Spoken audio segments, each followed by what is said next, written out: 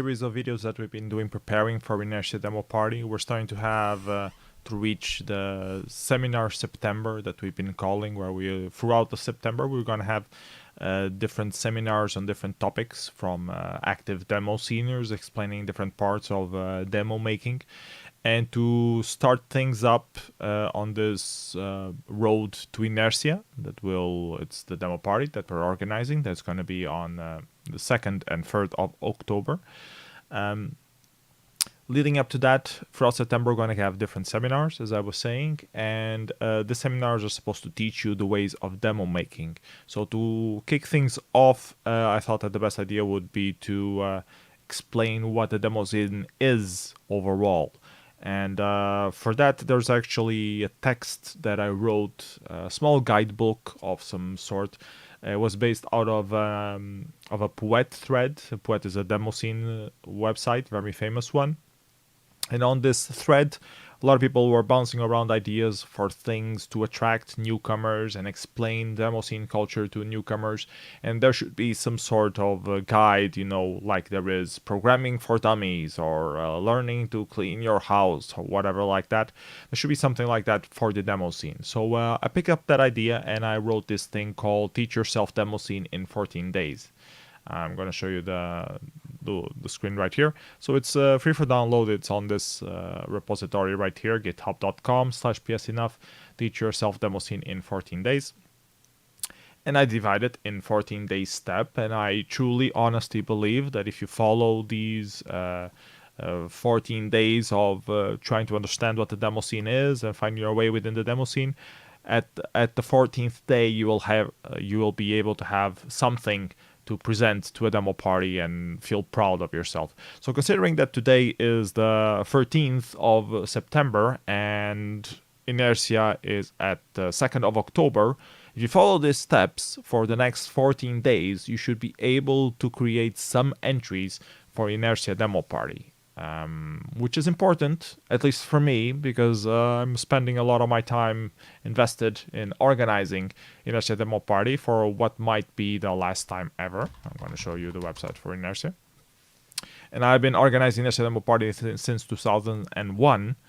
And yeah, it's a long-running Demoscene event.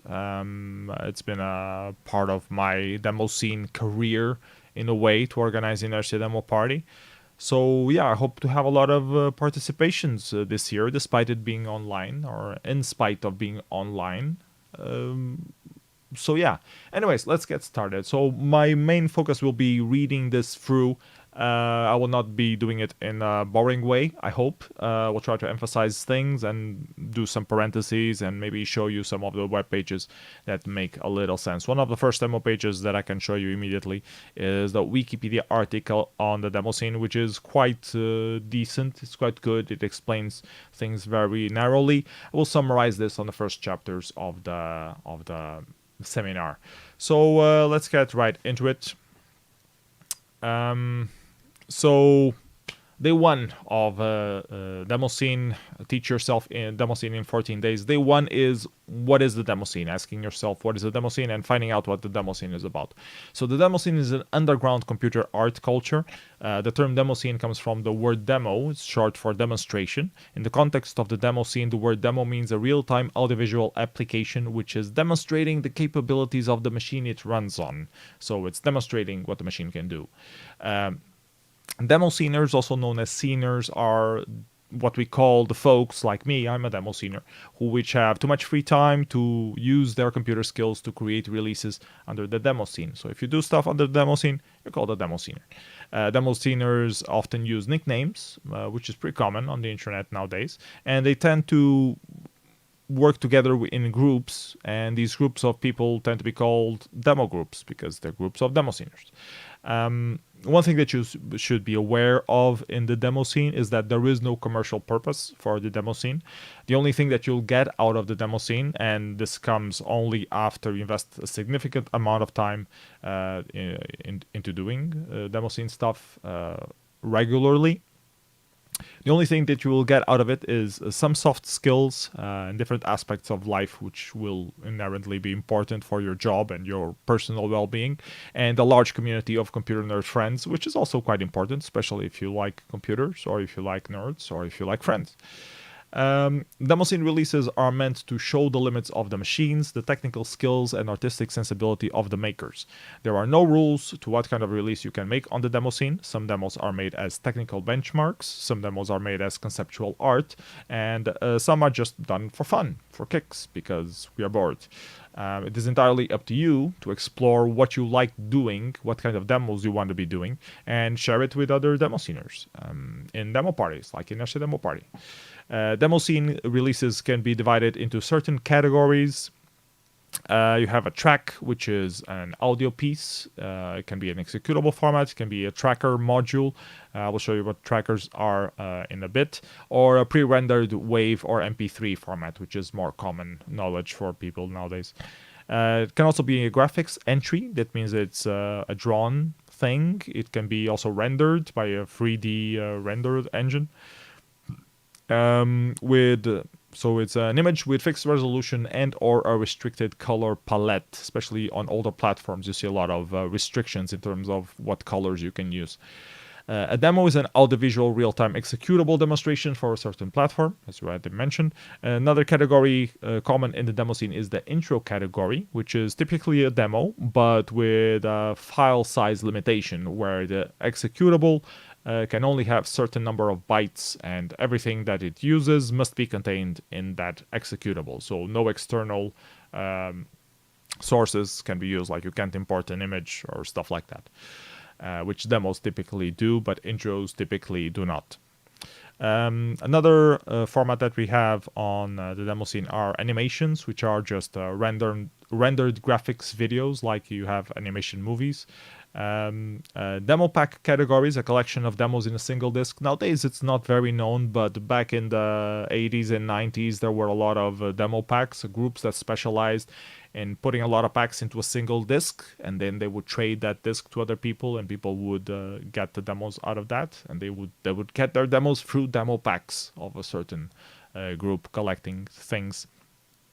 There's also what we call the music disc, which is a collection of Demoscene tracks in an executable with a player interface.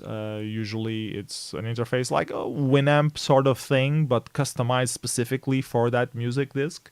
And you can click around different songs, and there's some information tags, and skip to the next one, pause, play, that kind of stuff. It's a nice immersive experience to enjoy your album of music. Sort of thing. In the old days, we called it a music disc because it would be music that would fit into one single disc. There's also another category called Disc Mag, which was a collection of text about the Demoscene with an executable graphics interface. So it's sort of like a zine or a magazine, but with an interface, and it would collect interviews, articles, party reports, all sort of text information about the Demoscene. It was also very active in the Disc Mag scene, so I know quite a little bit about it if you want to ask any specific questions about the Disc Mag scene. And then we have what is called a wild entry, where it can be anything that you can think of. Make a weird platform, do a live performance, play videos of certain demos on very weird platforms. Nowadays, it's very common to see Bad Apple being played on different platforms. That can be considered a wild entry if it's released within the context of the Demoscene. Releases typically occur at demo parties, which are gathering events for Demosceners. Like Inertia Demo Party is the gathering event for Demosceners in Portugal. There are a lot of demo parties out there, but in Portugal there is only Inertia being organized currently. Demo parties come in many flavors, but they are usually 2 to 3 day events focused on bringing together Demosceners and challenge them to participate in a series of competitions, also called compos, on different categories. The entries are shown on the big screen, people vote for what they like best, and winners take home a symbolic prize, sometimes a trophy, sometimes money, sometimes random gifts that were sponsored to the event. Okay, given all this knowledge, your mission, should you choose to accept it, is to, in 13 days, make your first Demoscene entry. Meet some fellow Demosceners, participate in a compo, add a demo party, hopefully in our demo party, and eventually make a mega demo shock to Japanese brain, as some seniors say. This is a saying from a Japanese magazine that would contact some European Demosceners asking them permission to include their demo in their Japanese mag, which came also with a CD-ROM. And that CD-ROM would contain a lot of different things, and they would like to include demos. So their email would often say, would you allow us to include your demo and create the big mega shock to Japanese brain? And people always found that funny, and it's still a meme to this day. Anyways, on this first day of the rest of your life, you should probably still Google a little bit more about what the Demoscene is and watch some demos in case you haven't seen any before in your life. I will also do some demo shows during this Road to Inertia Demo Party, so subscribe to the channel and you'll eventually see a few of those. If you have trouble running most demos on your platform of choice, people do captures of them and put them up on YouTube. Anikras, for example, spent a lot of time capturing demos in high quality videos and uploading them to his YouTube channel, so that it's a link you can follow. It's there listed, which might be useful, although demos are always best experienced running live on their target platform. It's a very known discussion in the Demoscene. Demos should always be played on the original hardware if possible. There's also a very good documentary about the Demoscene called Moldman 2. You should check that. It's available free for view on YouTube nowadays, so just search for Moldman 2 and you will find it. And if you are a scholar of some sort, you can find a list of scientific writings regarding the Demoscene at this Demoscene research website hosted at cameli.net/demo research 2. If you want to log into several Demoscene websites, there's also this thing called Scene ID. It was developed by Scene.org, which is this non-profit organization based out of Europe, but with members throughout the Demoscene demographics. And they created the sign-in project that you can just have a Scene ID login and use that to log into different services within the Demoscene community. Some of the most famous examples are the Poet.net website, which is the largest site for scene-wide discussion. There's also DemoZoo, which is an alternative to Poet without all the hard-hitting comments.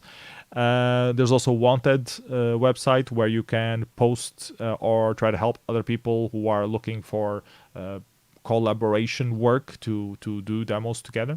And there are a lot of other Demoscene websites with or without using Scene ID. Anyways, day number 2 of the 14 days. Find your vocation. So on the second day of the rest of your life, you should figure out what you want to do on the Demoscene. A demo is usually a group effort. Sceners are typically divided into 3 roles: a graphician, responsible for the artwork, 3D modeling, and animations, a musician, composer and producer of the audio soundtrack, and the coder, the programmer of effects, and also some tools, which we sometimes call demo tools, which will enable you, graphician or musician, to get the demo done before the deadline. We'll talk about deadlines and the importance of deadlines a bit later on. You can always just do everything yourself, have all these roles yourself, but it obviously requires a high time investment to be proficient in each of these areas. So it's common practice that seniors specialize in one of these roles while outsourcing some of the others to their group mates or random friends that they meet across their scene career. So it's up to you to decide what you want to do. You can always go back and learn something else, some of the other skills. It's nice to have a feel for the different ones, to have like a foot in each one of them. But if you want to finish a demo before the deadline, it really helps to know what you will be focusing on. So try to pick one and stick to that unless you really have to do something else. There's an additional role. Excuse me. There's an additional role on the Demoscene, which is the role of the organizer or leader of the group. Often not directly involved in the practical production of demos, people in these roles are often critical to successful sprints and keeping the spirit alive within the group. The tasks can range from finding complementary group members for the project or managing moods, reminding of deadlines, organizing events, promoting releases, etc. So it's pretty much a project manager nowadays, but back in the days they were called organizers, group organizers. Nowadays, I think Demoscene all switched a little bit more into project-based thing, not a group-based thing. So it's no longer organizer or groups, but you end up being organizer of a certain project, which is the person that is pushing the most for the project to go forward and making sure that their vision is the one that is still on point throughout the whole project, and trying to get other people to help them meet that goal. So yeah, remember that Demosceners can easily wear multiple hats of these different roles. Don't be scared to try out the different roles, even if you don't stick with one. You will undoubtedly learn invaluable information on how things work, and that will allow you to communicate better with other people. This does not imply that it will be easy to master any of these roles. All of them are a lifelong commitment that take years of practice and exploration to achieve something good, or something that you could consider great yourself. But we all have to start somewhere, so this is a great place to start. So don't be afraid to get your hands dirty. So by the end of day 2, you should have an idea of what you want to more seriously explore. If you have any doubts on what is your preferred role, Google a little bit for each one of them, find some tutorials on them, and try to see something that interests you the most. Then number 3, we have to cover the basics of graphics. So the role of doing graphics for a demo is typically supported by the so-called graphician. To be a successful graphician in the demo scene, you should hopefully enjoy drawing and being randomly creative. There are many tools that you can use to draw graphics on the computer. Pixel art graphics typically focus on a limited palette of colors and image size. The restrictions come from the old school machines that had such limitations on the hardware, like the Commodore 64, the ZX Spectrum, the VIC-20, those kind of machines. Some images are typically called sprites, or small images are typically called sprites. 2D animations are created by cycling between different frames of a sprite animation. This is important fundamentals for graphics. This is the basis of 2D animation. You can also Google for pixel art graphics tools. You'll find a bunch of editors, modern and old, for drawing pixel art. Some seniors will tell you about Graphics 2, which is really good, and there's also another very interesting tool called Multipaint, which you might also want to check out if you like pixeling graphics. If pixeling makes your stomach queasy, like it does for me, don't worry. That doesn't mean your career as a graphician will be over before it even started. You can still take the role of a 3D modeler. You can use programs like 3ds Maya, 3ds Max, Maya, Lightwave, ZBrush, etc. There are a lot of them. And become a 3D animator. You can animate a 3D model. You can do a lot of things with 3D, and you don't have to draw anything at all. You can just mess with 3D and lighting, rendering, those kind of things.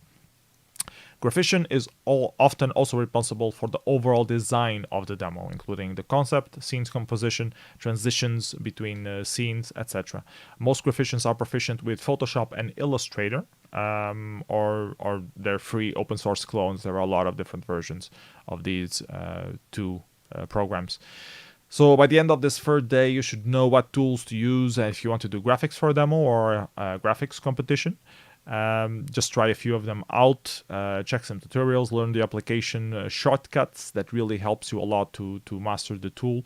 And yeah, try a few things for a little while, and eventually you'll get the hang of it, or you'll figure out that you'll rather be doing something else.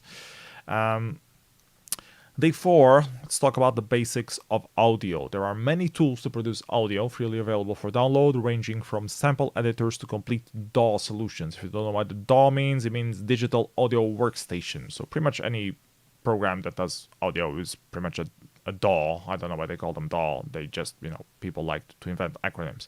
Anyways, modern PC demos typically play a pre-recorded final mix of the audio. That means they just play the MP3 instead of mixing the tracks or mixing the samples. But the roots of the demo scene involve sample generation and the so-called tracker formats. So we'll cover them in a basic way here. Most demos for old school platforms still feature live mixing playback of a track. The tracker format can be divided into three main concepts. You have samples, you have instruments, patterns, and a sequencing order. You can typically load or configure the parameters of samples that can be played. Certain trackers allow you to configure samples into instruments by defining behaviors on how the sample will be played when triggered under different pitches. This is sounding complicated, I know, but it makes sense if you follow it. I'm going to show you briefly the page for what a tracker is. So there are a lot of formats for a tracker. There's the mod format, octalizer format, the old Octamed, the AHS, S3M, XM, IT. You see some examples here. I'm going to show you what an impulse tracker looks like, for example. It looks like something like this. There are multiple screens, but this is one of them. I can also show you what fast tracker looks like. It looks something like this, which is slightly different, but also somehow similar in a way. Notice how all of them have very weird interfaces. We'll get back to that in a little bit. So yeah, certain platforms also have sample and instrument restrictions, especially the old platforms like the Commodore 64 and the ZX Spectrum and stuff like that. Such as only playing a sinus or a saw or square waveform. Usually the chips are limited, the sound chips are limited in that way. Or you can only use certain types of filters. The Commodore 64 is also known for that. These limitations on each sound chip gives it a signature sound. The exploration of this signature 8-bit and 16-bit sounds is what popularized the music genre known as chiptune. So chiptune was music made with sound chips. There are specific trackers for these kind of platforms as well. They're slightly different than the more common trackers, but they are still trackers nonetheless. Wide range of them. I can't cover them all here, but this is what you should be aware of if you're interested in doing music. To create sound for limited size intros on the Demoscene, demo makers have developed their own synthesizers, forcing the musicians to generate instruments procedurally. This is more for Windows and Macintosh. If you are doing intros for old school platforms, you have to use the trackers for those platforms. Anyways, forcing the musicians to generate instruments procedurally, storing the required function steps to recreate the instruments, the procedure to create the sound, and it takes a lot less space than storing the actual sound itself. Musicians use that. Popular Demoscene production synths nowadays are Forklang, Klinkster, and Oidus. You can check those out if you want to do a modern Windows intros. Of course, if you are doing sound for demos instead of intros, you are not limited by size, so you can do the sound in whatever you want, as long as it generates like a wave or an MP3 in the end. You can use Fruity Loops, you can use Ableton Live, you can use Cubase, Reason, Logic Pro, etc. There are tons of music applications out there. So by the end of day 4, you should know what tools to use if you want to do a sound for a demo or a music compo entry. Just try a few of them out, check some tutorials, learn the shortcuts, master the tool. Interesting. Don't forget to submit a music entry for Inertia Demo Party 2020. Day 5, the basics of code. Learning how to program is relatively easy. There are tons of books and free courses on the subject. Some people even made online lists of these things. There is a link on the GitHub repository of Teach Yourself Demoscene that you can follow, and it lists this. Some of the more common sites are Khan Academy and Code Academy. These are good places to learn how to program in general, and you need to know how to program in general before you start programming graphics in particular. Please excuse me. So yeah, you need to learn the basics well. You need to learn what are variables, what are functions, what are classes, data structures, loops and algorithms. All of these things can be read on any book for any language. And then once you have these fundamentals down, you should be able to start problem solving and figuring out how to build programs that resolve your problem, in this case, making a certain graphic effect. There are many programming languages, platforms, and styles of programming with their respective zealots calling which one is best. Some languages favor certain styles over others, so it depends a lot on how you feel like programming. Only after you test them all do you really know which one is for you.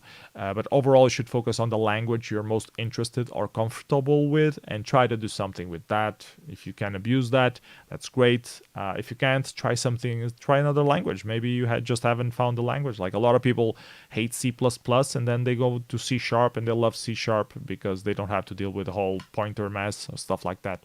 So find the best language that suits your inner self, that you feel comfortable with. To avoid initial frustration, you should probably start with something that lets you throw something on the screen without much effort. There are some programming environments such as Processing or Unity 3D. There are great ways to get into programming graphics, so try those. Whatever language, development platform, or API that you choose to pursue, it surely includes some sort of graphic output canvas where you can draw upon it with pixels, triangles, or quads, doing some pixel shaders. Some folks have even prepared the Demoscene starter kit, so there's a link there that you can follow it and learn a bit more. There are many ways to program a demo. There is no such thing as a single best way. In other words, you should do demos as it feels most natural to you, as you're most comfortable with. As long as the entry gets done in time to get shown on the big screen, you're doing it right. The deadline for entries for Initial Demo Party is on October the 1st. So as long as you do a demo by October the 1st, you're doing it the right way. Some programmers get a bit caught up in the right way to code, reading a lot of books, following the best practices, debating them, learning new trendy methodologies, or endlessly refactoring their code and never actually release a demo. This is fine if you just want to learn about programming, but it's not so fine if you want to actually release demos. So it's up to you. Personally, I prefer to release stuff, but a lot of people prefer to be more knowledgeable of the platforms than actually releasing stuff with them. If that's you, I strongly suggest that you take a look at programmingmotherfucker.com and just release your first demo. Programmingmotherfucker.com is a great website where you put aside all the bullshit and just focus on programming. Another point worth addressing is that you don't have to prepare the entire development chain, tool, engine, framework yourself to do a demo. Some folks prefer to do work on the tools and engines and frameworks and then having other Demosceners use them to make demos. So you can just pick up other people's tools and try to make some stuff with that. While others hate developing tools and engines and just enjoy putting a demo together. Of course, it's useful to dabble on both sides of the spectrum, but at the end of the day, you should focus on what you're most interested or comfortable with. There are some great online resources to learn programming graphics in general. If you're interested in learning OpenGL, you can check the good old Nehe tutorials. They're a bit outdated, but they still teach you the basics of OpenGL. There's also the more recent Learn OpenGL tutorial website, which is also an interesting resource. And the more recent Bible of Modern Graphics Programming is also the physically based rendering book. I highly recommend this one. Most Demoscene effects in the recent years, from 2010 to nowadays, are heavily based on pixel and fragment shaders, which is a slightly different way of doing things. Back in the days, you used to put pixels on screen and define which thing you would do on each pixel. Then came 3D acceleration cards, and you would pretty much define what triangles you would put on screen and order of them and how you would map them. And nowadays, we kind of shifted things a little bit to how the computer, the GPU on the graphics card can do the pixeling of those triangles. And it became so advanced with parallel processing that you can just put 2 triangles on screen to cover the entire screen and do the entire effect on the GPU, telling what to do with the pixels. And it's a slightly different way on how you would program the pixels directly to memory. So it's a different way of thinking and programming, or slightly different way of thinking or programming. These can either be coded, these are called pixel shaders or fragment shaders. Also, now there's a version called compute shaders, which allows you to use the shader code for any purpose function, not just doing pixels. You can use them to generate buffers and particles and whatever, and then feed them to pixel shaders. Anyways, I'm digressing. These can either be coded in HLSL or GLSL. They're very close together. They don't vary much. To learn shader coding, there's this great book called The Book of Shaders. I highly recommend it. It's very spot on. It teaches you the basics and more than the basics, and it's great. Should read it. There's also a very well-known online sandbox for open source GLSL experiments known as ShaderToy. There are a few other sandboxes like that, but ShaderToy is the most known one. So you should definitely check out what other people are doing there. Don't be overwhelmed. There are a lot of excellent things there, not just beginner level, but there are also some beginner level stuff, and it's a great sandbox for you to test some effects and how to do stuff and learn from other people's code on how you can do stuff. If you're interested in doing smaller intros called bite-sized or tiny intros or size coding, this can be between 128 bytes, 256 bytes, 512 bytes, anything below 1 kilobyte pretty much. You can find some great resources on this page called sizecoding.org. Highly recommend you checking it out.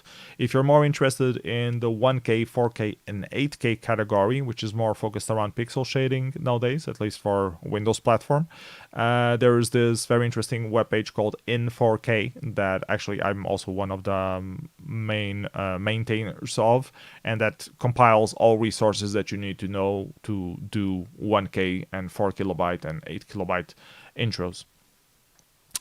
Anyways, try to program a new effect each day and you'll eventually start to get the hang of it and figure out which areas you should read up on to improve your skill set. This is the basic advice that I can give you. Try to program 15 minutes each day and eventually you'll get better at it.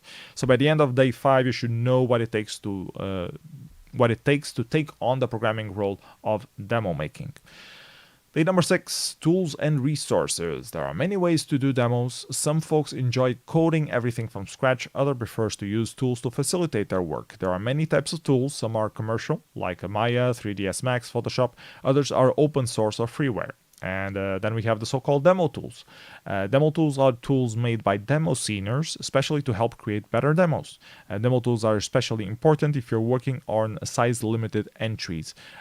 Some groups develop their internal demo tools. Others prefer to go open source in order to have other people using them, or they just not using it anymore and they prefer to let the knowledge be shared with the world while they move on to something else. The end goal is just to make more good demos. Demoscene is highly competitive, but if you ask someone else for help, they won't deny you the help because they're weary that you might do better than them. They will usually help you reach the maximum that you can possibly reach, and everyone will learn from it, and everyone will try to do slightly better next time.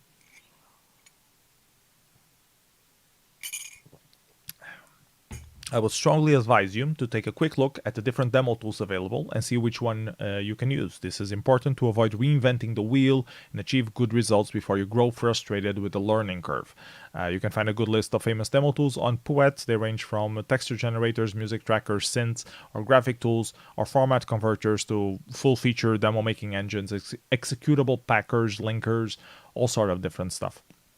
Some people prefer making their engine from scratch, learning how things work.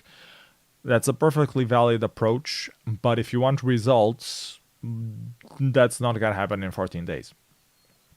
It's better to use a demo tool. And reinventing the wheel is very nice if you want to do the tools and engines for the rest of your life, if you want to be very knowledgeable on that. But there's a way you need to learn to pick your battles. So to make demos, there's a whole wide range of different technical things. If you focus on the bottom one and you get very skilled at the bottom one, you will eventually do something very cool on the bottom one, but you will miss the other layers on top. So sometimes it's better for you to just accept that you're using someone else's for this part and focus on the middle part or the top part, you know.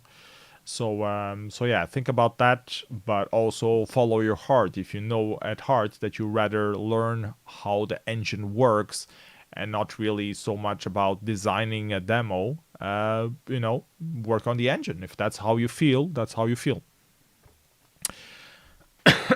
There's also a list put together by CCE of PySig of all the demo tools with screenshots put together in one place for easy reference. There's a link here, and actually I will show you it quickly because I can.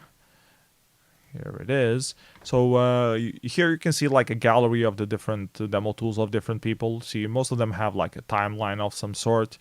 You can put things, you can define properties of things, and then schedule them. Some use the stack technique where things will go from top to bottom or bottom to top, and you can associate different elements, kind of like you do in the language Scratch. So a lot of different tools out there do a lot of different things. Some of these are public, some of these are private, but this should give you a good idea of how people do different things. And what they have in common and what the common problem that they are trying to resolve is. So yeah, you can scroll very, very long down here. It's a very comprehensive list. We'll have to move on though, because we're already 35 minutes in. The best way to know what tool might interest you is to either check them all one at a time. This might take a while, or you can visit a demo party on a location and just randomly ask another scener, how do you make your demo? What's the best tool? What are the pros and cons between all the tools that you use? And they'll usually just let you know. Your tools largely depend on your Demoscene role of choice and target platform, of course. So if you're a musician or a graphician, you'll use different kind of tools. So I hope you have a hint of what to ask other people in when it comes to demo tools. As you progress, you will notice several limitations and quirks with the tools that you use. You will most likely feel the need to either develop your own set of tools or contribute to active existing projects. Similarly important to knowing the tools of the trade available to you are what resources are out there, including free tracks, samples, sprites, animated models, usable tools, editors, engines, tutorials, ways to get motivation and support, including Reddit or IRC channels where you can get live people talking about. There's also Discord nowadays. It's usually a matter of doing a few Google searches or asking fellow sceners about their demo making habits, and you will very quickly find some sort of connection spot where you can ask questions and get some feedback. Nowadays in 2020, I mostly recommend Discord, but IRC is still pretty active. There are a few active channels on the Demoscene. Mostly IRCnet revision channel is probably the most active Demoscene channel. Demosceners typically have a very strong and very individual opinion on what is cool and what is lame. So the Demoscene has no written rules. Different people have different concepts of what their Demoscene is about, what the real Demoscene should be about. So it's quite easy to get negative commentary. You should realize that an opinion is just an opinion. You don't have to please everyone. The Demoscene is a hobby, so you should, above all, aim to please yourself. If you put effort and dedication into your entry, I'm sure people will acknowledge your effort regardless if they liked it or disagree with some of the shortcuts you took in their eyes to get the demo done. So a lot of people, if you don't do your own engine, they will have years working on their engine and they want to be recognized as the best Demoscener ever. So if someone doesn't follow their own rules, then they're not a Demoscener. So each one has their own definition of Demoscene, and you should understand that. A lot of people are more open-minded and they don't act like assholes like those people kind of do, but you should be aware that these kind of people still exist, and it has some merit. I mean, they are entitled to their opinion. I don't particularly agree with it, but it is what it is. But the Demoscene is a hobby, as I mentioned, so do the demos that you want to do. Don't do demos to please other people. My recommendation is to always be honest with your sources. Entries typically have a readme.txt in the package where you write all the stuff, like where you made a demo, where you got this, where you got that, what other people contributed somehow. This is a text document where you can describe your work process, what tools you used, and why. If you include proper documented information, the people who read it will no longer feel that they were cheated somehow when you didn't, credit Unreal Engine on your demo or something. Or use the ripped soundtrack, or repurpose some shaders, or use the commercial engine. They will evaluate it accordingly, I hope. That being said, the more original material and effort you put into your entry, the more impact it will have on other Demosceners. They will like it more. They will recognize the effort more. Generally speaking, reusing with proper credit is generally considered fair game. Claiming ownership of someone else's work is not so. Don't pretend that someone else's work is your own. That's the main no-no in the demo scene and everywhere. No one likes plagiarists. On day 7, experiment. Whether you're a musician, graphician, or coder, there's one golden rule in the demo scene, at least for me. Don't be afraid to experiment. I promise you on first-hand experience that as long as you keep experimenting with things, you will eventually release something that you are truly proud of. So don't be afraid to experiment, even if it seems silly or stupid, or just try things. If they don't work, they don't work. That's fine. Experiment with tools, experiment with ideas, repurpose, remix, discuss things with others. Don't be afraid to fail. It's normal to fail. That's how you find interesting things. It's by failing. That's how you learn. So go forth and fail hard, fail miserably, fail often, and eventually you will succeed, and that will compensate for all the fails that you had. Don't expect your first track to be great. Don't expect your first pixel graphics to look good. Don't expect your first demo to be any good either. But I'll still want to see them at the Inertia Demo Party, because you grow as an artist, and in me, as organizer of the Inertia Demo Party, I want to contribute to you as an artist to grow and not be afraid to expose your work and get proper feedback on how it could be improved. The first demos from 90% of the demo sceners that are active are a total load of crap, so don't expect yours to be like a huge masterpiece the first time. Just do more stuff, eventually it will get better. You should also be aware that it's quite common to get creative blocks or lose your motivation to do Demoscene things from time to time. Just remember that Demoscene is a hobby. You're free to do whatever you want at whatever pace you want. There are no deadlines upon you. There are a lot of parties all the time happening. You don't have to contribute to all of them. Just contribute to the ones that you feel like you're doing things for, without burning yourself out.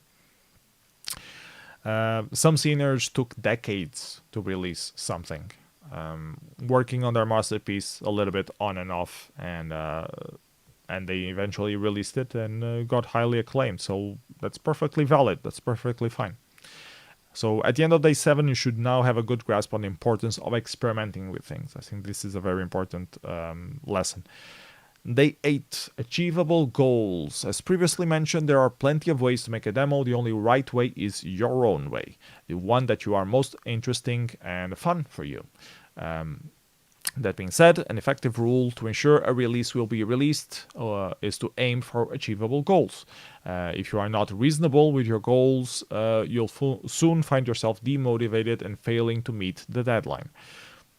For most projects, it's better to start small and build on top of that than do it the other way around and then just get locked into something that is completely impossible to finish. If you have no idea where to start, here are a few random pointers.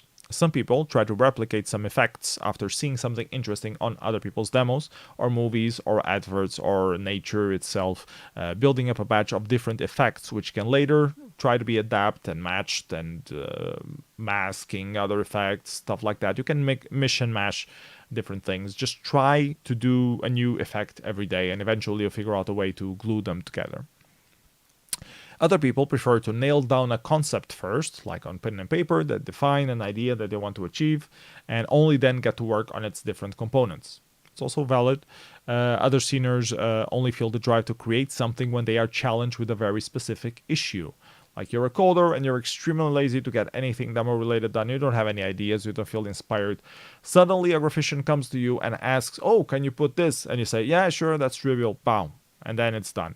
And then, "Oh, can you make it like this? Oh, can you make it like that?" And eventually you start working on a demo, even though you yourself don't really feel motivated to that. So If you're that kind of person, try to be open to supporting other people's visions. And if you're not, if you're the other kind of person, try to look for a person that wants to do something but does not feel yet motivated to do so, and try to push a little bit out of that. Beware not to be overstepping your welcome, of course. You should have a frank conversation with them beforehand that you are trying to do that, so you don't annoy the crap out of them. But that's a way also to work on a demo project. Some coders only do engines, frameworks, and tools, sharing them with other seniors to see what they can do with them. So if you know someone who does a cool engine, you can try to talk with them. They will give you a crash course on the engine, and you can try to do something with that. Some graphicians fool around with engines and tools until something seems interesting. Some musicians prepare timelines and storyboards for their sounds so that the graphicians and coders feel motivated to do something with them. My cat is trying to jump on me for 5 minutes. Please jump. Thank you. Here's the cat. Say meow. Let's move on. All these approaches are valid, as mentioned several times already. Demoscene is a hobby. Don't treat it as work. Do whatever you feel like it, when you feel like doing it. Don't overstress yourself with the Demoscene. You probably already have enough of that at work. Don't use it as on the hobby as well. That's my personal pro tip. Some other pro tips to keep in mind. Pro tip number 1, there is a finite number of productive hours per day. There's a finite numbers of day until the demo party deadline. So aim for achievable goals. If you achieve them fast, then you can build on top of them. You already have something working. Pro tip number 2, if you have no ideas, try random things. Eventually, you will kind of come up with something, some sort of concept, something that looks interesting. So don't let the lack of an initial concept paralyze you into not doing anything. Just try something randomly. Try to imitate something that you saw. Pro tip number 3. Work on the project at least 5 minutes each day. Usually it's at 15, but 5 is enough. Just get started. Eventually you will waste a lot more time than just 5 minutes. Even if it's just tweaking some colors on an effect, that makes a whole range of difference, because you will keep the project in your mind. You will keep it fresh. You will think about what you need to do, what it already looks good, what other things you can try. So that helps a lot. Try to do it every single day. And pro tip number 4, communicate your progress with your teammates. They might give you important feedback. Like if you do a new effect, share that with them. Say, oh, I did this, I can do that, I can do the other one. They will let you know what they think. And you can also motivate them to contribute. Like if they see, this would look great with this kind of sound or with this kind of graphic, they might contribute something to the demo that you are yourself working on. If you keep all of these things in mind, by the end of day 8, you should be able to lay down a work plan aimed at reaching achievable goals. That's what I expect from you. Day number 9, proof of concept. So now it's time to stop procrastinating and get your hands dirty. It's easy to have all these things in your head, but you need to actually start doing stuff every single day. Commit yourself to doing something every single day. It's been scientifically proven that anyone spending over 10,000 hours doing any task will eventually become an expert in it. You don't have 10,000 hours in 14 days, but it's a good start. It's very hard for the human mind not to learn something from mistakes, so don't be afraid to make your mistakes. As previously mentioned, fail often, fail hard. Eventually, you will succeed. It's normal to be afraid of tackling a new challenge. Some people simply lack confidence to tackle a new challenge. Others prefer to brainstorm and try to figure out the best way to attack the challenge before they actually start. That's also perfectly valid. There's nothing wrong with taking your time planning a strategy, but it's all quite useless if you don't actually sit down and try to get it done. So now's the time to sit down, try to get it done. Don't procrastinate it a little while longer. If you're feeling clueless, try using a whiteboard or the good old pen and paper. Drawing helps a lot for your brain to figure out how to put things in certain places. It doesn't need to be anything fancy. You don't need like a fancy doodle to know, just to sketch some notes that help your brain have some sort of landmarks of where you want to go, and it will help you structure your train of thought.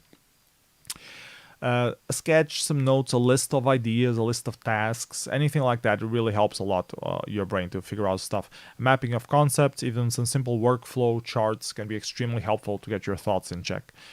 Force yourself to work on the issue at least 5 to 15 minutes every day. I already mentioned this. It's even if it's just analyzing what you have already or doing some small changes. Open your tool and try something.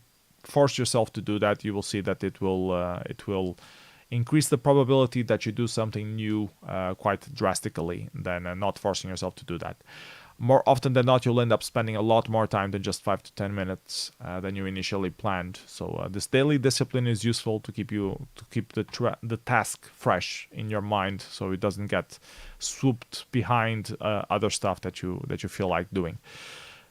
If an empty canvas is too daunting, throw something random at it. Play some random notes, draw some random shapes. Random generators are an easy catalyst for a new idea. So just throw something there, and eventually you'll try to think of other ideas on how to work upon it. Trying to do a proof of concept for your idea is the best way to get things rolling, but don't expect the final results to match your original idea. Don't get disappointed if it's not what you had envisioned. At least it's something. Even if you conclude it's just a load of crap, going through the process of creating it, you learned a lot. You learn things which will help you on your next attempt to do your next proof of concept. You gain invaluable experience points from everything you do, so keep that in mind. By the end of day 9, you should be aware of the importance of building a proof of concept of your idea and some insight on how to break out of the Demoscene's procrastination curse. Some people are more affected by this than others. Don't let yourself be paralyzed by that.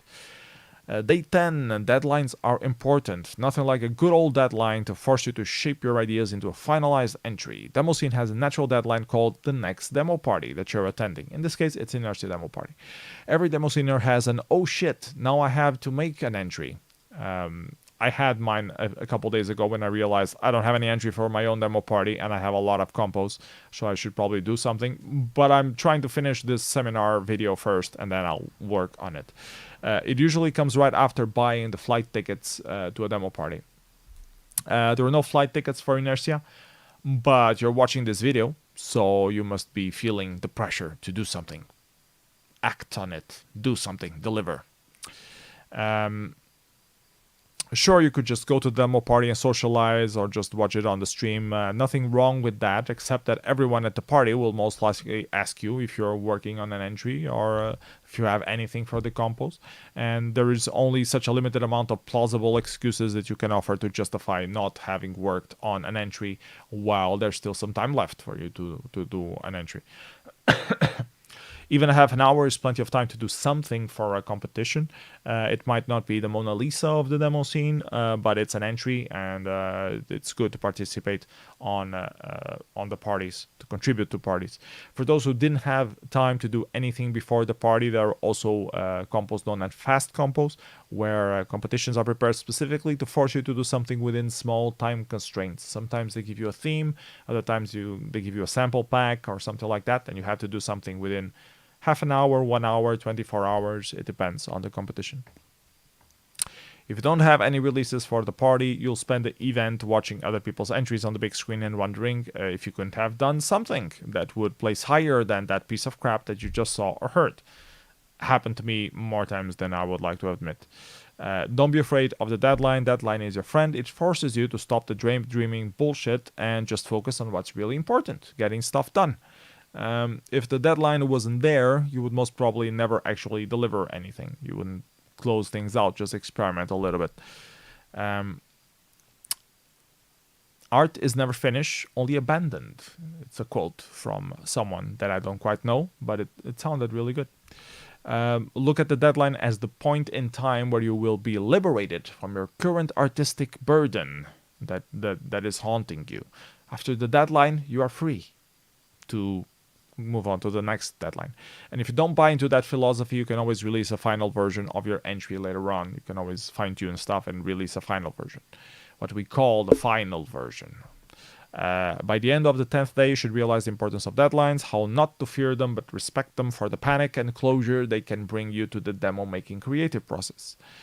And day number 11, get help. You can do great demos alone. Lots of demo seniors make demos alone. That doesn't mean you have to. Most Demosceners prefer to work in groups. There are advantages and disadvantages to both approaches. Which one you follow entirely depends on your workflow and your ability to find people who share your vision. I, for example, have a very hard time working with other people because I like to doing very experimental stuff. It's hard to convince other people to come into that area, and sometimes other people don't take my views seriously, even after I've proven myself that I can do serious stuff as well. So it can be hard to find people that share the vision with you, but you should keep trying, and eventually you'll find someone who will understand your vision and would like to support you to achieve it in some way. Regardless if you work alone or in a demo group, you may sometimes find yourself in a bit of a pickle halfway through your demo making adventure. If you ever do, you should be aware that you're not alone and that other Demosceners tend to be helpful in all sorts of ways. They can lend you their insight into your problem. Like if you complain to someone what problem you're having, they might have been there already and have a way for you to crawl out of it. You can randomly ask them if they're interested in contributing anything to your demo. The worst that can happen is that they say no. They tend to also share how their workflow set up, so they can give you insight on how they set up their system to not have these kind of issues. You can send them previews of your work and get some feedback if you're feeling stuck and needing some input on where to go next. They can lend you computers to finish or submit your entry at the party place. They can bring you food, beer, coffee, moral comfort. They might even teach you how to use tools and tricks to make your life easier when you're doing stuff. My point is that there are plenty of other people that know what you're trying to do and will gladly help you where they can, but they won't if you don't ask for help. Most of them have already tackled that specific problem you're trying to solve, so why not just ask them for some insight? Demosceners are some of the most open people to give insight to others, where you rarely find that kind of companionship in the game development industry, for example. It might save you a lot of frustrating hours. That's my point. If you're shy to approach people, there are also recorded conference talks of Demosceners covering different topics of interest on the Demoscene, which you can find on the internet and learn from. So search for seminars on those specific topics and you might get some extra insight as well. By the end of the 11th day, you should know the importance of getting help when you are in dire need, and that Demosceners are typically easy to approach on any such topic. Day 12, crunch time. The good thing about a deadline is that you see it coming months ahead. Technically speaking, you can actually plan for something decent and start on time. Of course, this never happens in practical terms. Of course, that the thing about deadlines is that unless you're a total control freak, they tend to sneak up on you. You start off thinking you have loads of time, so you plan this huge, awesome project, and then as time grows shorter, you start realizing you aren't actually keeping up with your work plan and that your idea needs to be replaced by something much simpler. As I mentioned before, my suggestion to avoid this point of failure is to always plan realistically. Build the core of your entry early on and spend the extra time building upon it. Polishing things up, testing things on different machines, maybe getting feedback from other people, that kind of thing. Some folks enjoy procrastinating a lot, discussing what the project could be over and over again instead of actually trying to find things or trying things or following the plan to accomplish what was already defined. These people tend to reopen things that were already closed and done with, etc. This is not very productive in the long run. Planning things properly is very important, but at some point you need to stop planning and just close things and don't reopen them, because otherwise you won't meet the deadline. This is what crunch time is for. When the deadline is looming close and you desperately want to finish your release, you enter crunch time and you close things down. Crunch time is only over when you close things down, so focus on closing things down. Crunch time means you and your team are sitting down together in a room or online to work on things that need to get done, not leaving until they are done. No interruptions except for food, bathroom, and sleep. So get all of the things removed from the to-do list and just focus on finishing the demo. Productivity under crunch time is often higher than average, but it will soon start to deteriorate as the crunch period extends itself. This is normal. You and your team are only human. You will get tired and start to lose focus and patience. Long crunch times can be counterproductive. They can also leave you quite burned out from wanting to do other stuff, so learn to plan ahead and avoid unnecessary crunch time periods. Typically, crunch time should only be enforced to wrap things up, clean the last bugs, implement the last effects, integrate the final artwork, tweak some colors and syncs, that kind of stuff. To push the project forward, some people enjoy doing their projects in semi-regular sprints. A sprint is a short period of time where you enter crunch mode, totally focus on that project alone. So just focus on that thing. They are great ways to kickstart a project, for example, or tackle a specific project hurdle, like a bigger issue of the project, or just add more content to a project that's been sitting around for a very long time. When you're planning your project and defining some sprints or crunch time, be aware that your end result is never quite what you intended to achieve. Always reserve some buffer time to redo everything, clear bugs, or scrap everything and start anew. Buffer time typically is an extra 20 or 50% of what you realistically estimated for the task. Some people are more horrible than others at predicting or controlling how much time they will spend on each specific task, and require bigger buffer times or a simple reality check to help them close the task and shift their focus to the next task on the plan. This is more project management than anything else, but crunch time is very important because you have to manage between getting things done realistically and not burning yourself out. So that's why I decided to dedicate a whole day to explaining really what crunch time is and why you shouldn't abuse it and should try to find the right balance in it. Creative projects always take longer than initially expected. This is completely normal, and the only thing you should do about it is to expect it. It's not obvious enough. Let me lay it out explicitly. It's due to the two very simple reasons. Any creative process involves dealing with unknowns, and you can't estimate unknowns. So it's impossible to estimate how much you will work on a creative process. A project that falls exactly onto its predicted time frame is a project where you were surely not being creative. Things were already completely lined out, and you didn't deviate at all between the plan. It's fucking boring if you ask me, but go for whatever rocks your boat. A good rule of thumb is to deliver on time. A good rule of thumb to deliver on time is to always keep your code base fully playable. Like, always have something that is working. If you are missing assets, sound, or graphics, use something as a stand-in.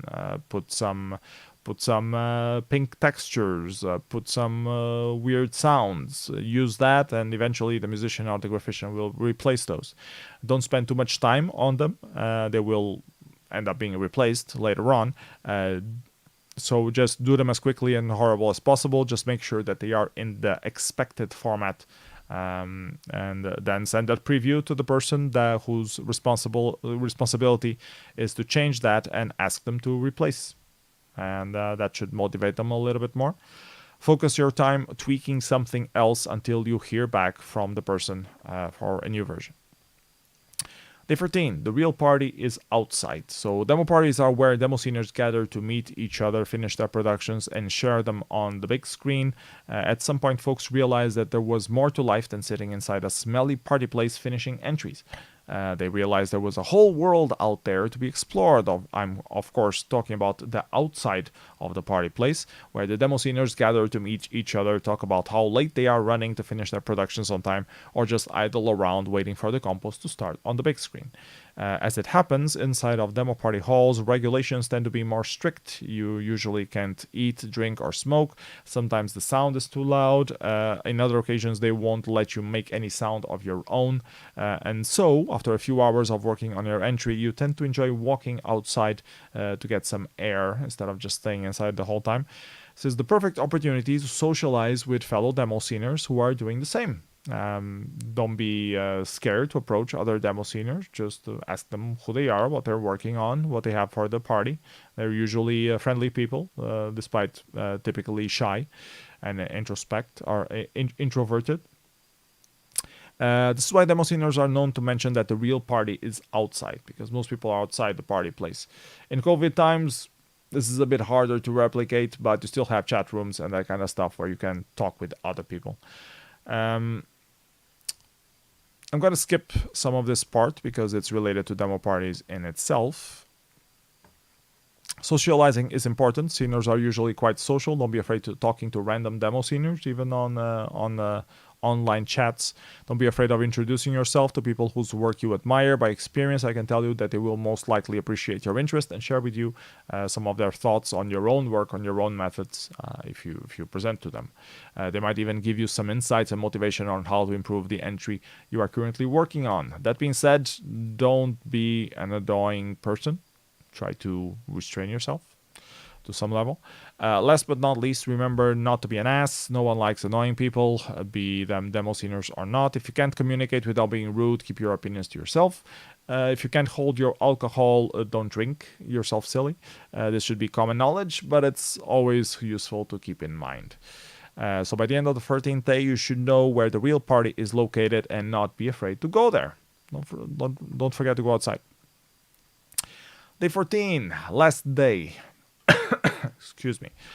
So, the main point that I want to make on day 14 is that Poet is not the Demoscene, and the Demoscene is not Poet. So, Poet is pretty much the largest website on the Demoscene, but it's not the Demoscene. It doesn't represent the Demoscene. It's a part of the Demoscene. It shows a little bit of the Demoscene, but don't judge the Demoscene based on Poet. The same way you shouldn't judge Poet based on the Demoscene. After the demo party comes the official release of your entry. Most entries nowadays are automatically released by the party voting system. This means that they will be uploaded to the internet. Dozens of people will be able to download, watch, listen, and inevitably leave their public comments on your entry. You should be aware that most people say things online that they would never say in person. Keep in mind, you cannot see them, you often don't even know them, so it's quite hard to understand what they mean exactly and quite easy to take negative feedback the wrong way.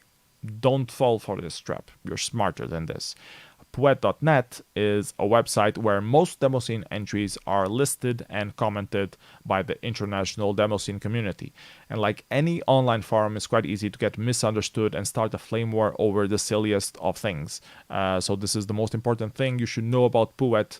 Poet is not the Demoscene. Don't judge the Demoscene based on Poet. And also, the Demoscene is not Poet.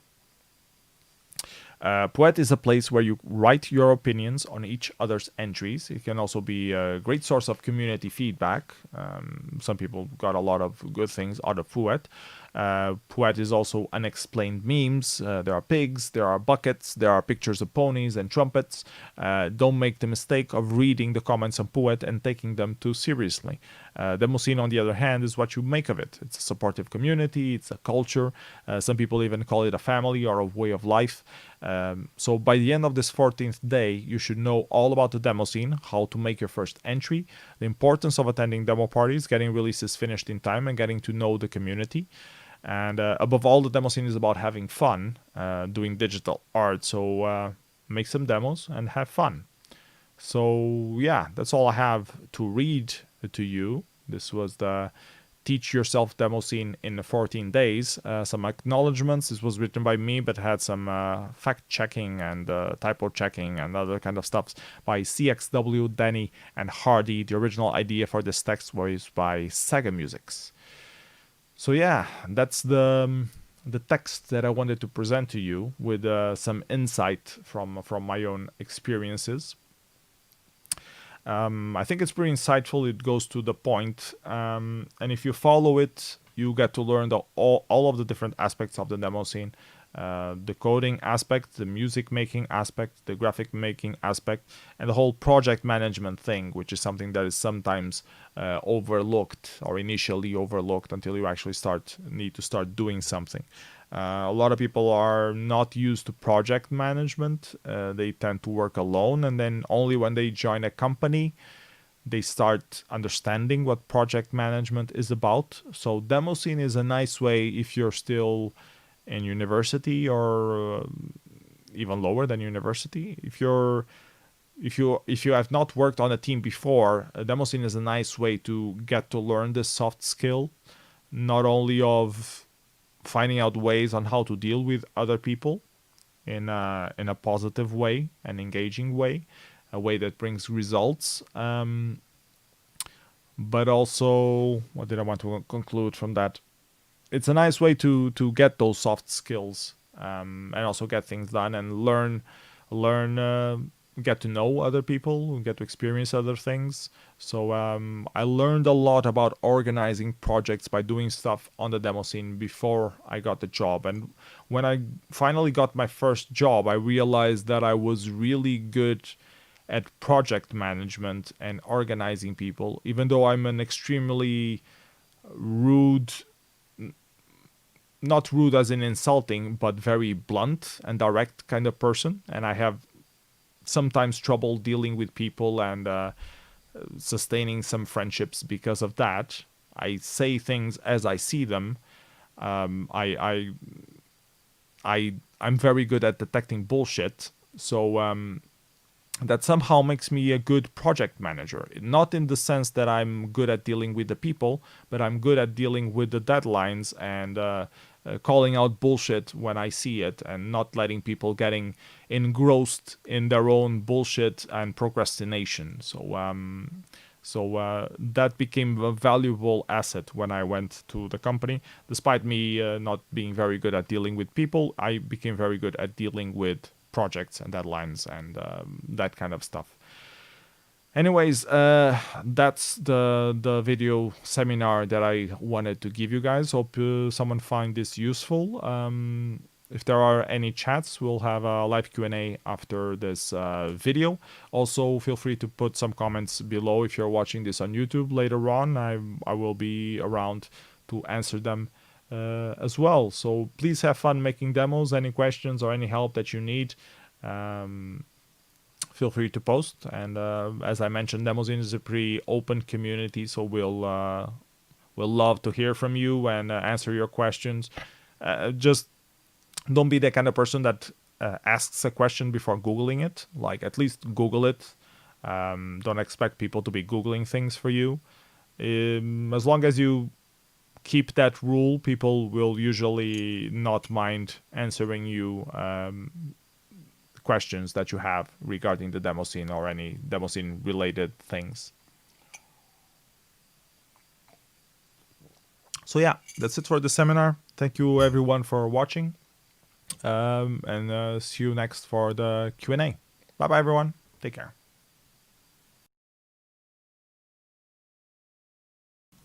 Okay, with microphone on now. So that was the video of the seminar. Recorded this yesterday at 3 a.m. Notice that the light is different because this is the ceiling light and the other light is the focus light. And Alien was wondering if I did that on if I had recorded it during daytime. And now if you notice something here, this is a focus light. It's used for photography and some people use it for live streaming.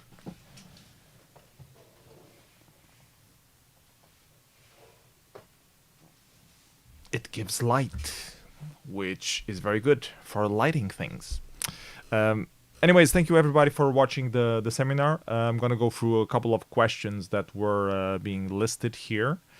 And if anyone has any additional questions, please feel free to ask as well.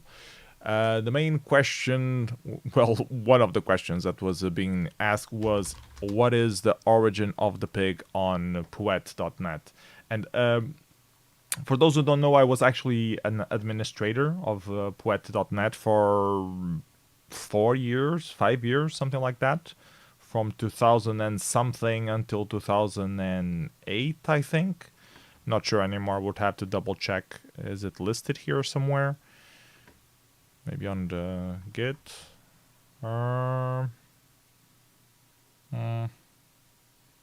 Nope. Maybe on the original code of Poet. This was I was admin before Garguy rewrote it. Yeah, from 2004 till 2007. So I was the main developer on Poet.net and the admin of Poet. So I know a lot about Poet, and I was a part of a lot of flame wars that originated on Poet, and why Poet became such a controversial place. Anyways, origin of the pig. So on Poet, you have a thumb up if you like a thing, you have a thumb down if you dislike the thing, and then you have an oink, which is something like saying, I'm not impressed. It's a piggy. For me, it's a piggy. It's not extremely good, it's not extremely bad, it just is. And eventually, some people did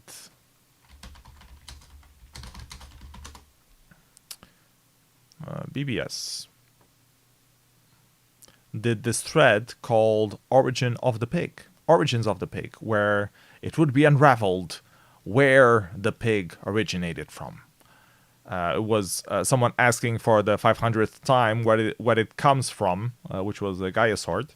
And it started, people started doing images like this, and then remixing them, and then putting more memes on them, and then clusterfucking them, and a whole sort of different mayhem ensued. So this became the origin of the pig as we know it as a Demoscene meme. So it's pretty much not related to the actual piggy that we used as an oink measurement on Poet, but it became a meme of its own. And just going through this website, there's so many other memes. Like Dungeon Horror was already a meme on the Demoscene as well, so it's mixed together. And the electrical socket looking like the nose of the pig also became a meme, but well, that's pretty common. And a lot of images got lost, actually. And there were really a lot of remixes on this thread, so it was one of the first threads. No, this is the organizer from Pilgrimage. So yeah, if someone asks you what's the origin of the pig, this is the thread that you should be showing them. So yeah, anyone has any other particular question about Demoscene or anything relating to any of the topics that we talked about? Any graphics, music question, project management, programming? If you have that question, feel free to ask. I'll hang around for a few more minutes before shutting down the stream for today.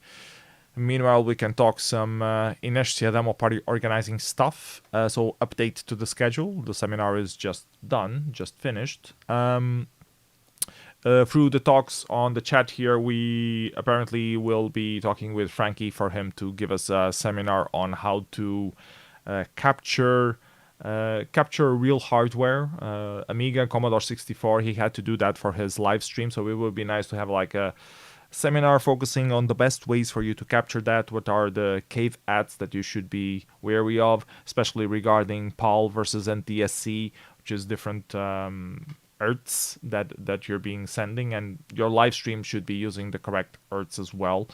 I had a few troubles with that when I was starting to stream the ZX Next.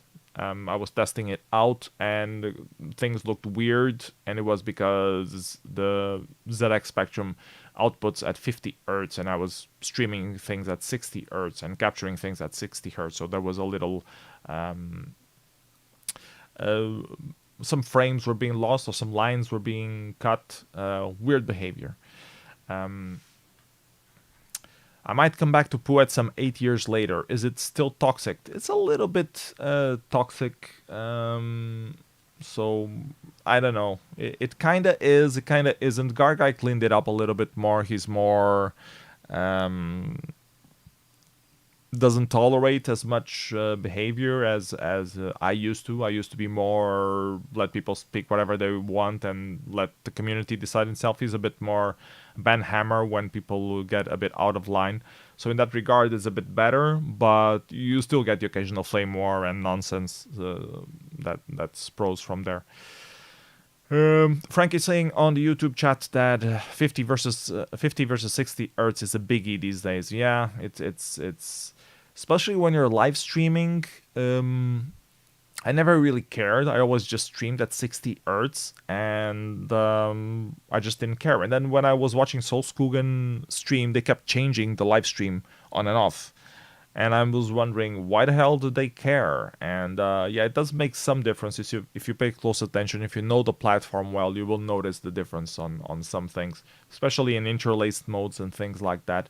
So that's something you need to be aware of. I guess Revision deals with it by having specific combos. They don't mix things of 50 Hz and 60 Hz as much. That's why they don't need to swap live streams going from 50 to 60. They managed to do better blocks than Solskjaer did. That's why it's not as noticeable. Yeah, frankly saying, most live streams will be viewed in 60 Hz anyways because of all the tech in the middle. Yeah, because if you're receiving in 50 Hz but your monitor is on 60, you still get shit.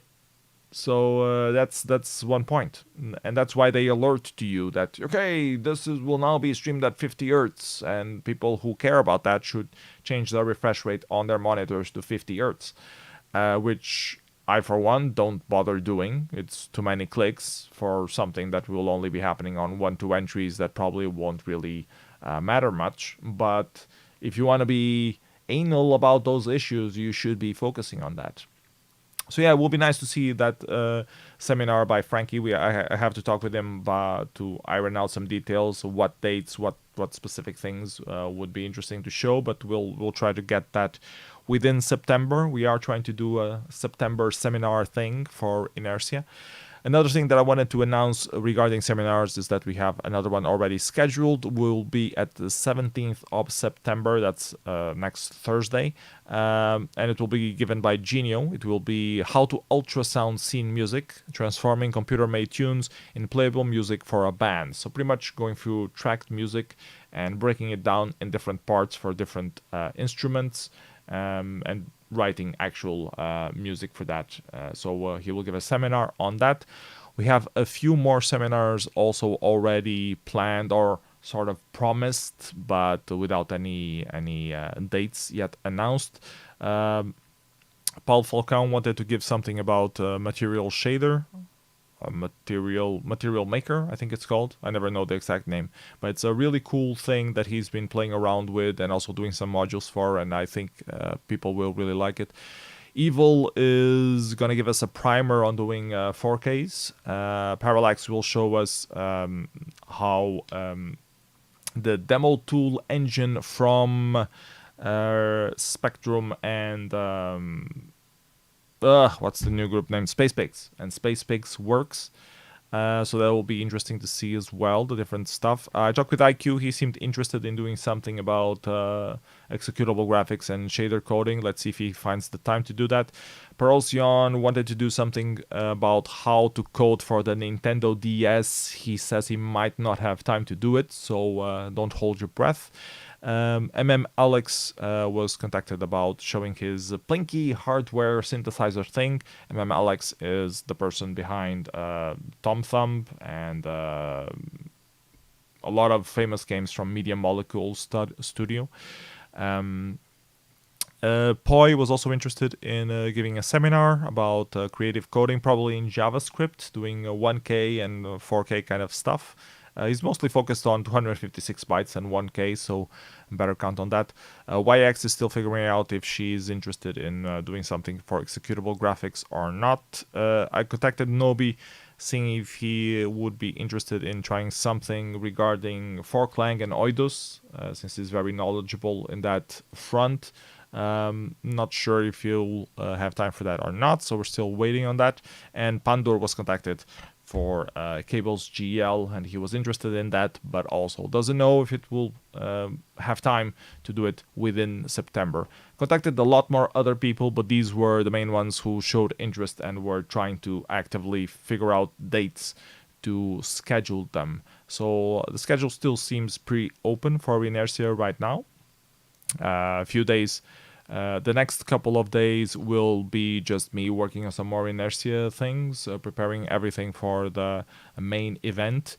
And we will have a special 2 days dedicated to Function, either hosting their stream or watching stuff after they are done, like rewatching some of the entries and talking about it. We might even do like a compo panel sort of thing, depending on who is online and willing to participate on that.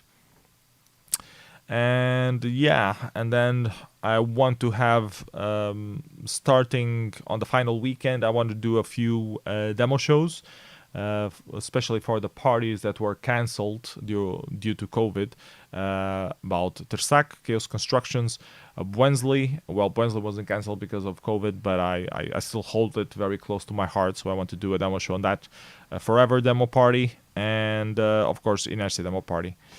And yeah, and the main things that will be coming up will be, of course, the 2nd of October, we'll do a big Shader Royale. It might start a bit later than 9 if we keep having packet loss issues. You see, now packet loss is fine because it's no longer prime time. People already started going to bed and we don't have as much. I think the packet loss, that's my theory is that the packet loss is because of people watching digital television. Like everyone has their TVs on around 9. And around 10, people start going to bed, so they start turning off their TVs, so the internet flows a bit better.